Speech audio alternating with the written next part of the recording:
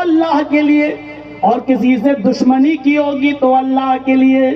محبت کی بنیاد اللہ کے لیے ہو اور دشمنی کی کا سبب بھی اللہ کے لیے ہو۔ جرجیت صاحب سے آپ ناراض ہیں اس لیے کہ جرجیت صاحب نے آپ کا 1 لاکھ روپیہ مار لیا، نہیں دے رہے، یہ ناراضگی نہیں۔ جرجیت صاحب آپ سے ناراض ہیں اس لیے کہ آپ نے جرجیت صاحب کو دھوکہ دیا اور جرجیت صاحب آپ سے ناراض، یہ نہیں۔ جرجیت صاحب آپ سے ناراض اس لیے ہیں کہ آپ نے کہا میرے علاقے میں آ کر دیکھے، توحید پر بول کے دیکھے۔ جرجیت صاحب نے کہا چل ہٹ، اگر تو مجھے بولنے کی اجازت نہیں دیتا تو میں بھی نہیں آؤں گا تیرے لیے، بات چیت نہیں کرنا چاہتا مت کر۔ یہ ہے دشمنی اللہ کے لیے۔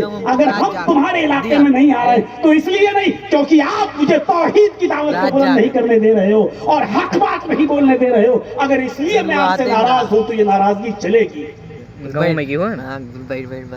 رجلان تحابا فی اللہ اجتمع علیہ وتفرق علیہ۔ دوست